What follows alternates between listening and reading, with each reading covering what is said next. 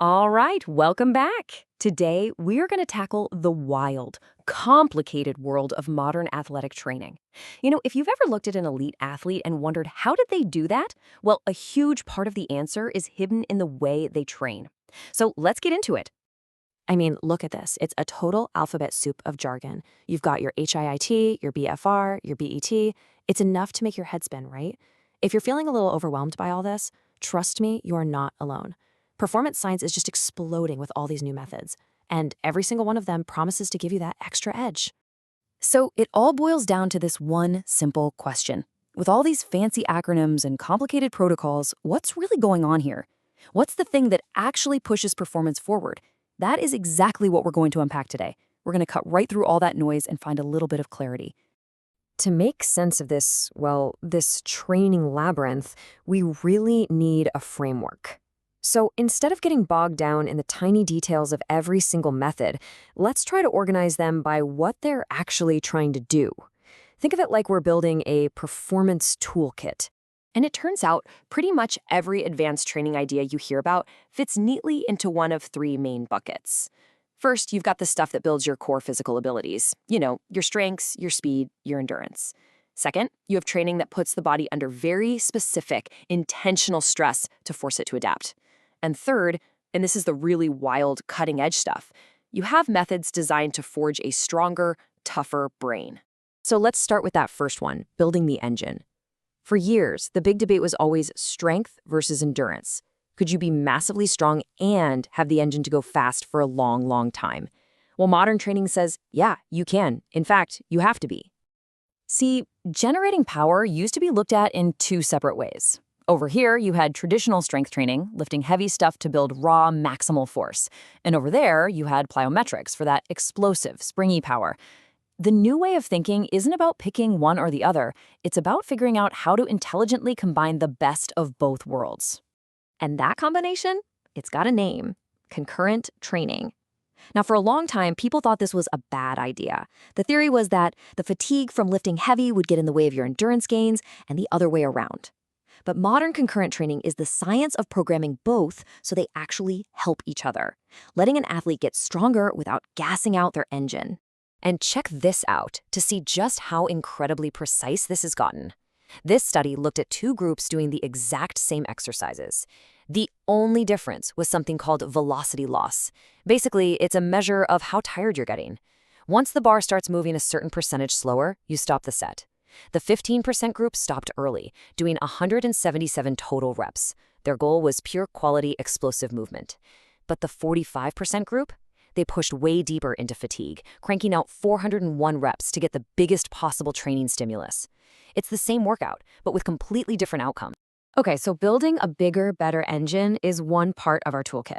But the second part is all about forging resilience by training under intense pressure. And this is where things get, well, pretty interesting. The idea is actually simple. To force a breakthrough, you have to introduce a stressor that your body has never seen before, forcing it to adapt.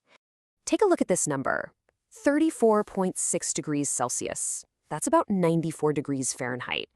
This wasn't a one-day heat wave. This was the average temperature for a 15-day training camp for elite racewalkers. They weren't hiding from the heat. No, they were leaning into it, training in it on purpose to force their bodies to get way more efficient at cooling down. And heat's just one tool in the box. Athletes are using all kinds of stressors now. They're training while fasting to teach their bodies to use fuel differently. They're deliberately training after a night of poor sleep to mimic the final hours of an ultramarathon. They're even using these blood flow restriction cuffs to trick their muscles into thinking they're lifting super heavy but with really light weights. It's all about creating a very specific problem for the body to solve. And all this pushing of our physical limits brings up a really fascinating question. We can train our muscles, our heart, our lungs to their absolute peak. But what if that final wall we hit, that voice that tells us to quit when we feel like there's nothing left? What if that barrier isn't physical at all? What if it's all in our head? Which leads us to the final and maybe the most exciting part of our toolkit: training the brain itself. And I'm not just talking about sports psychology or thinking positive thoughts. No, this is about treating the brain like a muscle and literally putting it through a workout to make it more resistant to fatigue. It's a technique called brain endurance training, or BET. And the way it works is actually pretty simple. You do a really tough physical exercise, say a set of burpees. And then, while you're still gasping for air, you have to immediately switch to a difficult brain game on a tablet, like a really fast-paced memory task. The whole point here is to overload the brain and the body at the exact same time. That high cognitive load forces your brain to work overtime right when it's already screaming from the physical effort.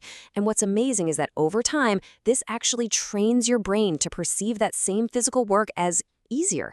You don't just feel tougher, your brain is literally turning down the volume on the alarm bells, which lets you push harder and longer. So we've got our 3 parts of the toolkit: building the engine, training under pressure, and forging a stronger brain. But what's the big idea that ties all this together? Where is all of this actually heading? Well, the future, in a word, is personal. It's a concept that scientists call N of 1, which just means that the perfect training program is for an audience of 1, you.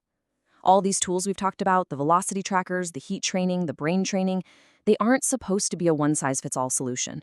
They're all just ingredients to be mixed and matched based on a single person's genetics, their sports, their goals, and their unique weaknesses.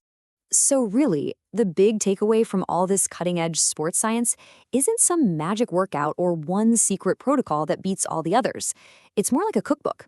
The research gives us the ingredients and the cooking techniques, but the final dish, the perfect recipe, that has to be designed specifically for the individual athlete.